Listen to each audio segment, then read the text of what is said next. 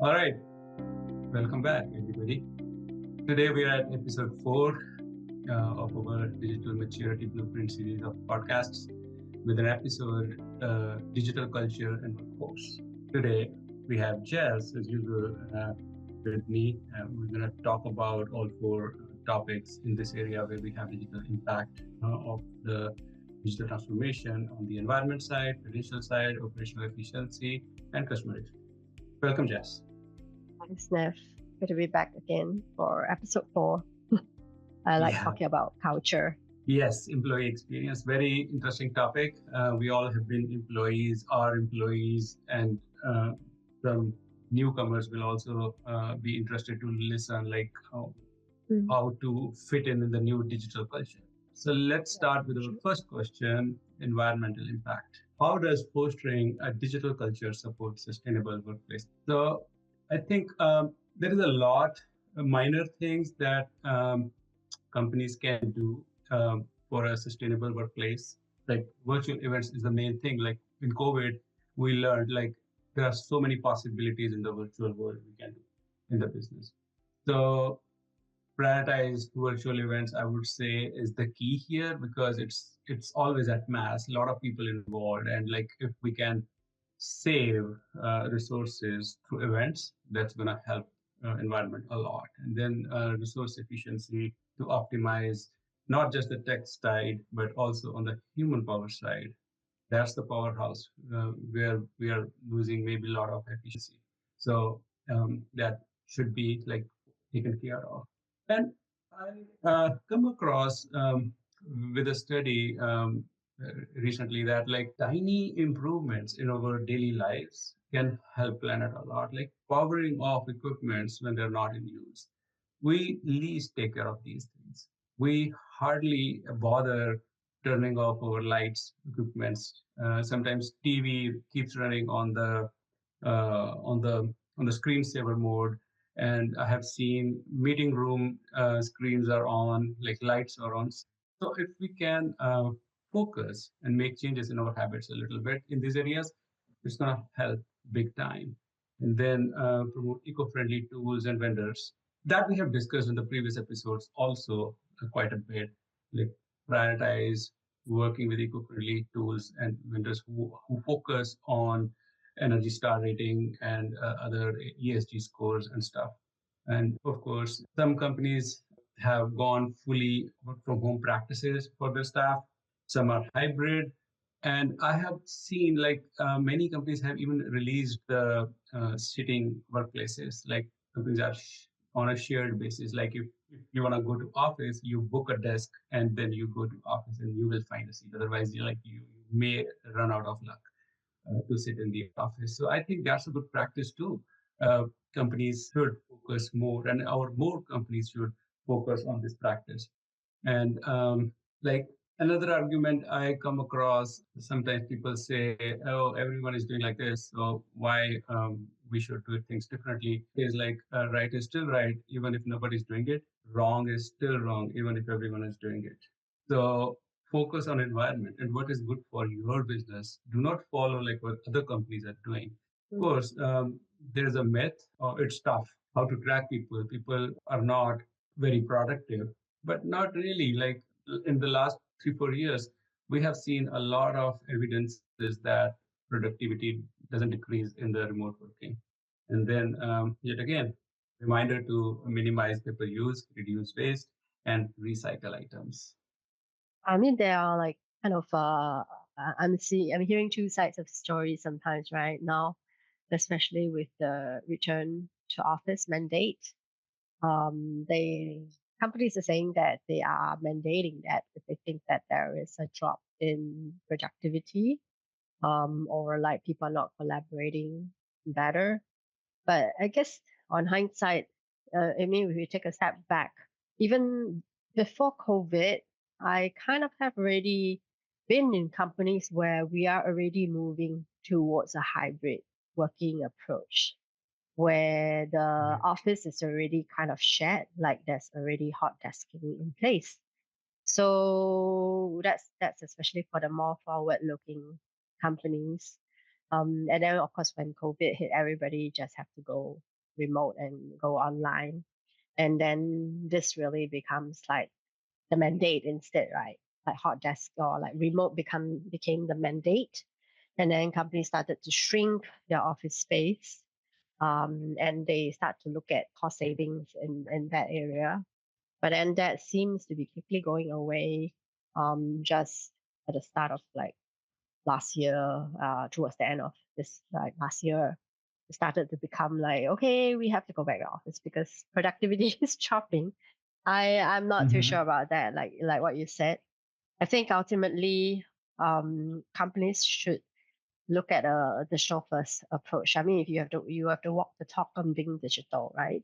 Being digital Mm-hmm. doesn't really mean that you have an app or something for your customers, but it goes down to how you ingrain being digital and digital practices into your organization. Like for example, just having like cloud sharing platforms for knowledge sharing, project management platforms, that will address a lot of the cross collaboration issues. You will help to minimize all the emails as well, which is also kind of like junk. And also, saying that you can't do whiteboarding virtually, maybe it's not as well, but there are a lot of conference tools nowadays where allows you to get this kind of like a whiteboarding together as a team. Because if you're working regionally, there's no way you can meet your cross-border colleagues in person like every other day. It's just not possible. So you are already doing cross-border kind of collaboration all along. And then like what I don't like to see the most, of course, personally, is people writing on paper and printing out hard copies of in color, and then bringing it to meetings and then doodling on it. I was like, that really kills me. I feel like it's Yeah, killing that me is as much as it's annoying, killing the really. trees. Yeah, it is. It Absolutely, is. absolutely. That Yeah. is very Yeah. annoying. Lot of papers being wasted everywhere. Yeah. I mean, there's AI note taking for God's sake, you Yeah, know, these so you tools don't are need to awesome. write your Yeah, yes. exactly, exactly, And you can exactly. share the notes very easily. People don't know how to read handwriting, but they can read the AI note, the note taking. Yeah. Yeah, exactly. Mhm. Rightly said. Yep. Yeah, I think, see, like if customers can buy products while sitting at home, and Mhm. on the other side, platforms are ready to help them Mhm. check out, make payments online, everything Mhm. remotely. So there is a lot of Mhm. possibility. But and there are good examples too. Like a lot of companies do offer work from home. I Mhm. mean, but like, yeah, there's still a lot needs to go with the trend. Yeah, absolutely. I think companies kind of need to not go back to the original state, where they is fully returned to office, that sort. I think it should be a you can work from anywhere culture, even across different offices if you are big enough. You shouldn't just restrict people to stay put in that office and that's the only office you can work at, for example. As long as they can get the work done and you have all your security in place, which you should, if not, then there's Mm-hmm. also another set of problems. Yeah, but Yeah, I'm a big advocate of the work from anywhere culture. Yeah. yeah, yeah. Correct. Okay. Sure. Let's move on to our next topic. What are the financial benefits of cultivating a digitally proficient workforce? Definitely, it's going to help on the financial side too. Like when we optimize technology investments, we use our tech stack efficiently and orchestrate that. It's going to save cost. When we train employees on digital platforms, it's going to improve their efficiency. It's going to reduce a lot of administration cost, a lot of stationary cost, and like higher ROI with digital tools is a key because you can repurpose the same tool over and over. Like having two extra text files or 2,000 extra text files in the system doesn't make any big difference. When we are talking about printing those 2,000 documents on the paper, according to a study by McKinsey, I found that digitally mature organizations are 23% more profitable than their less mature counterparts. So a fourth of more profitability. That's huge. They also achieve 21% higher revenue. they're winning in everything. Like digital first approach, as you said, is a big card to play here. So, and as you also have mentioned, like people are printing a lot, and that's again coming over and over in our topic because that's the most common example we do see against environment. But there are still like pollution, I mean traffic and electricity usage. There's still other things like people are not really taking care of because it's not my bill, so we don't bother. But yeah, there are a lot of things like this, like that can help reduce cost drastically. Also, businesses that have fully automated their back office processes report operational cost savings of up to 35%. So there are a lot of signals, and in my digital maturity map that I designed, I also have covered few key areas like this, like how to mature on the digital transformation journey and how companies can review benefits within these areas we're talking about. So cost is huge. That's the bloodstream. So businesses need to save cost and prioritize same as it environmental priority. It would be good to hear more about your digital maturity roadmap for sure. Indeed, this podcast and then the next one. I think a lot of companies would be curious to know Mhm. how far or how mature they are based on your map. You know, are they still like an infant or I doubt anybody is like well aged at this point. Even all the show companies, ironically. Mm. Because I mean, I do agree. If you are really digitally proficient, that means you essentially you will spend uh, a lot more time on the actual work, the value adding work.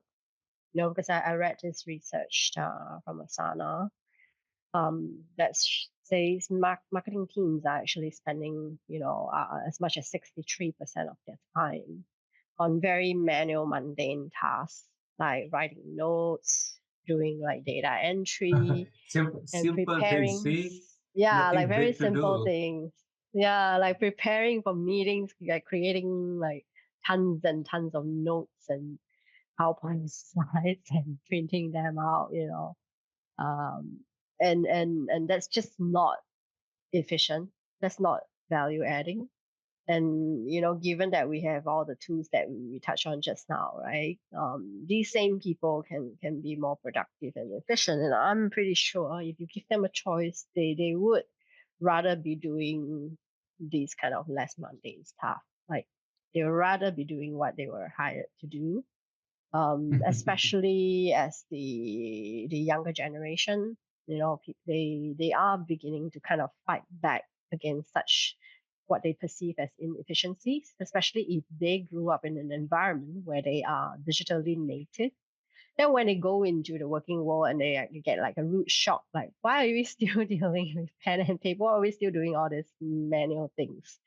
So then they will be quite shocked that there's such a disconnect between the environment that they were schooled and what they grow up in with the environment that they are needing to work in. And of course, then they will start to want to take off or leave the jobs even.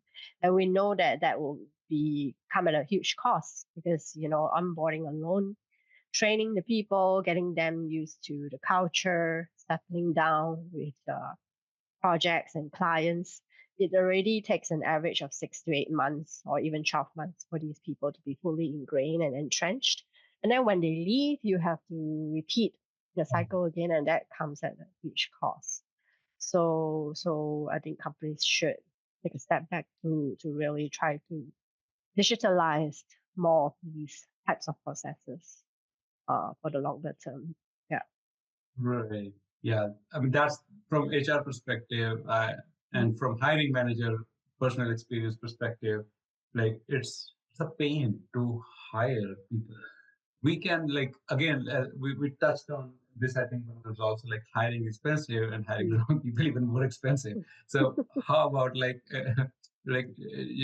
if we can like train them well and like keep them with mm, with whatever we can, like, and it will help reduce cost and save a lot of money to the business. That can be prioritized somewhere else. That makes more sense to grow.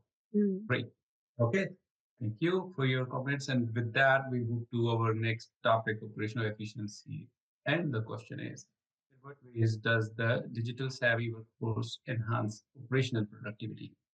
So, as you mentioned, I would say rather like digital first. I mean, you're talking about this, and I really sense that like digital first on everything is necessary these days. There should be no exception to the digital first strategy and operational and productivity by streamlining processes. So, whatever are repeated process, a repeatable process, automate those processes. And as digital first, within the operational perspective, I emphasize on automate first as well. And just like use machine for every single damn thing possible to run your activities. I mean, there could be human intervention necessary to run those, but still rely on machines for accuracy, for speed. So that should be prioritized. And then adopt new tools.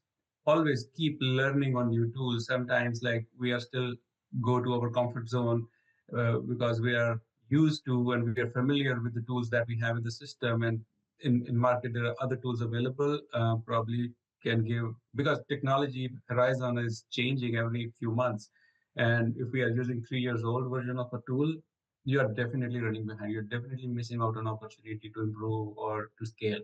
So always adopt new tools. So experimentation and run experiments on processes, on your content, on your tools, on your working habits. Like always keep experiment. And this is, I mean, it comes from top to bottom as well, because leadership involvement, yeah, and we touched on one of our previous episodes also, uh, with leadership should take ownership and should trust on their employees and staff to be productive, to run the system. So experimentation comes with an ownership and authority to the employees as well. So that they can try new things. They are ready to fail. And it should be okay to fail as well. And with all these happening, like periodic audit of processes should be in the place as well. Like what processes to change, to keep, to add new processes, or to stop doing something that we have been doing, but it's not really adding value. So that audit is necessary. So that reminds me a story called Monkeys in a Cage, and there's a good leadership lesson um, that there is a very common phenomena in any team, in any company, like especially when we talk about changes. The most common comment is, "This is how we have been always doing this thing. So why to change it? It's working." But you don't really know at this point that why we started in this process at first place, because people changed who started that process, and they felt comfortable on that process 5 years ago, maybe longer than that, or any time in the past, right? But when they changed, next staff or team members continued following those processes because they were trained on those processes, but they never thought of changing it. So, and they never thought of stop doing it if it doesn't make sense. But like since it was settled in the process, in the cultures, they just continue to that. So I think that alarm is necessary, and I will come back to my experimentation element as well. That like team members should be ready to experiment new things, and through these audits, they can find an opportunity where to change and what to experiment. So, and all these things that I actually have practiced in my experience and have seen value. And whenever like I see something that's already been in place, and if I like take over a new project or if I'm part of a new team for some initiative, I question every single thing, like why we are doing that like this. Okay, if it is a process, why we started to do this? Why cannot we do this same thing in any other way? Like I sometimes I ask questions to other, many times I ask those questions to myself. So again, like it's like looking a bigger picture is necessary here, and like ready to change things and ready to change yourself as well. It helps to improve personal efficiency, also at the team level efficiency. Yeah, for sure. I think you brought up an important point about doing a periodic audit of the process, right? Doing a stock take. It's just like, at a personal level, we always do a stock take and a stock check Yeah. of where we are. So I think likewise for companies, it shouldn't be that different. Like just because you've been doing it for the same way for the last 10 years seems to be working well. But if you really look at it, you'll find that it's not really working that well. It could be better, but people are just afraid to change because they are afraid that adapting to the new process will take a lot more time than to, follow the same process. But if Yeah. they have a more like strategic view and perspective, they will be, you can actually put a number to it, right down to the number of mandates that you're spending doing certain Mm-hmm. tasks this way versus a new way. And of course now with AI, it's almost like there's no excuse. There are so many AI tools right now that can help companies to organize their tasks, to free up time for planning, as long as they create like a safe space, almost like a sandbox environment for the teams, for their people to pilot, to test, without punishing them when something goes wrong, then I think you will actually encourage more people to experiment with technology and with such tools. And importantly, I think it is also to free up time for more strategic stuff. Because I do notice that companies don't spend enough time on proper planning simply because they are busy doing, executing all these mundane Yeah. things. And they spend maybe only 20% on planning and then 80% of it on execution. And then of the 80% on execution, not all of the execution is value adding actual execution work, but a lot of it is very operational, admin kind of manual processes. So if companies can spend a bit more time on planning for the unforeseen circumstances, that will actually help them in the longer term because then they find themselves scrambling less, when things go wrong. Because you would have a plan A, plan B, and then so on, and you're prepared for all sorts of scenarios. And when you have those sandbox environment to allow teams to test and plan better, I mean that all kind of works better together in the longer term from an operational perspective. This 80-20 rule is a perfect example here. Mm, Yeah, mm, I really like that. Sure, thank you. And let's talk about customer experience now. How does employee digital literacy translate to better customer service? So employees run the show, whether customer like it or not. So it's in the hands of employees, and customer behavior is changing time to time. So should companies' engagement models should be as well. So I'll talk about an example of my personal experience. I called a customer support of my own service, like I was subscribing to, and then I mean, it's not just recently. I mean, I I want to be honest. I called them and I explained 5 minutes long story. What's my problem? And okay, they realized like that's not the right team to address that problem, so they moved me to another team. Okay, but new team now knows nothing about my last 5 minutes of conversation, so I had to repeat my problem another 5 minutes. So I had to run through like 3 4 different groups the same way, and I was frustrated. So I hung up and okay, I'll live with the problem. But my point here is, and this is the digital world that can solve that problem, because if that company is digitally mature and if they have data integrated between different teams, I could have get better experience calling them. So my point here is customer behavior is changing, technology is changing, market competition is changing. So does companies should change their engagement model as well. They should train their employees with a new normal, new standard. They should upgrade their technology with the new standard, and they should have employees empowered to deal with customers. And like most customer facing jobs are very scripted. Like sometimes I have seen like even sales teams are like very scripted. They know what to talk. Either way or the other, they will just talk the same thing. So, but customers uh, have different needs in different time, and different customers have different needs too. So, and this directly related emotional perspective as well. Um, Patience level has reduced drastically recently. If you go to any website and if it doesn't load within like few seconds, you just move on and open or look for a new website. And similarly, on the phone call, like if you do not get your call answered, you get frustrated.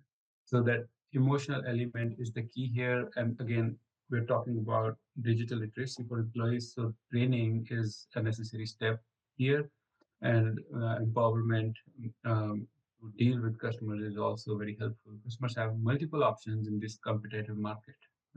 They don't like you, they quit, and they'll get better options somewhere else, right? Mm. Yeah. Take the mobile phone example. Like you call another company than you're using, and they will definitely save you money immediately. Most likely, you will move as well because you're talking to them and you see immediate advantage and you move on because you're not little, even if you are not little happy with your service provider, you're ready to move in today's competitive market. And to handle all this situation, I think faster response time, whether it is a call or a web page or a chatbot, quick response, that is necessary. So companies should prioritize this speed of response time. I remember like many years ago, I think like about 15 or more years ago, I was back in India, and I read a news, and it was a popular campaign. Like FedEx had a campaign. They promised customers to pick up customer service calls before third ring. It was like more than 15 years ago. So I was really impressed back then, like when digital was not very like common across the board, but FedEx was running ahead of the curve. Like they didn't want customers to listen third ring. They had their internal process improved in such a way that like, I mean, I don't know what they have done, but it was a big Mm. improvement for customer support. And then holistic branded experience, that's my favorite. Like regardless of the channel, chatbot, website, email, or you go to social media, or you call the company. I mean, you as a customer should receive the persistent branded experience. And that helps for customer loyalty and for the repeat business too. As I said, like in my example of a customer support experience, like I didn't get holistic branded experience. One team was said something, another team said something else, and then I got frustrated. Mm. Okay, and it happened like in more than two teams too. Okay, so what I think businesses should empower employees, train them Mm. well, and let them handle customer satisfaction, customer engagement, because they on the spot really understand the emotional element of the customer. And they ultimately it should be outcome driven. If customer is happy, ready to pay to buy services or product, then what's the problem if like a script is not followed?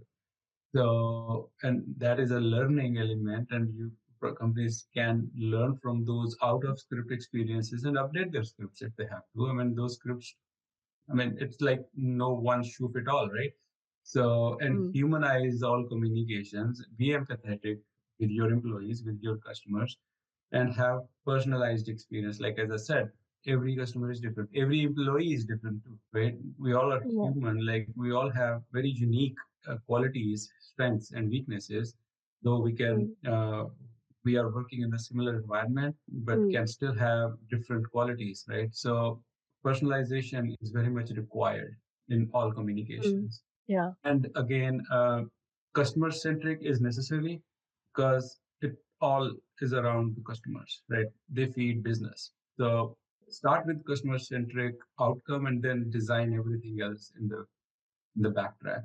And it is definitely Yeah. I mean, we are all customers at the end of the day, helpful. right? Yes. But even if we are working for somebody or working for the organization, we're still the customer of maybe the organization itself as well. You're using the products for all you know, right? Or we're just, we are buying things. so, Mm, but it's so easy to kind of resist that kind of digital literacy. Because if we think about it, maybe like 20 years ago, there wasn't such a thing as a CRM, And then people were putting contacts on paper and filing it away, right? And then Mm. maybe they will bring it away like secretly when they leave the organization, especially those that are servicing maybe banking clients, for example. There was a case in point, a classic example where I had that kind of situation when I went into this private bank. They had their RMs writing, having client contacts on paper and taking it away when they leave, and they don't have it Mm. on digital record at all. It's just mind blowing. So can you imagine how much that costs in terms of course, trying to catch up to reconnect with the customers, and also from a customer perspective, when they have somebody new coming in to take over the relationship, and then they realize the bank doesn't know anything about them.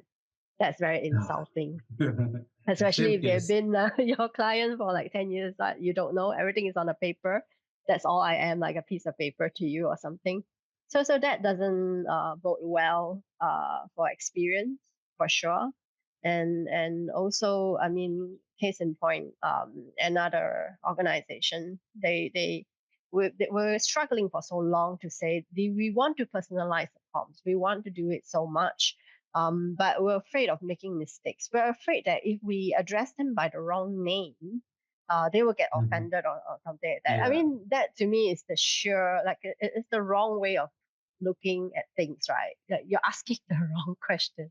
Like, why don't you just, I mean, that's not a good excuse for not personalizing, not addressing customers by name, for example, which is a very basic hygiene thing, not even to say you want to show that you understand what they need in the comms. You can't even do the first baby step of getting the name right.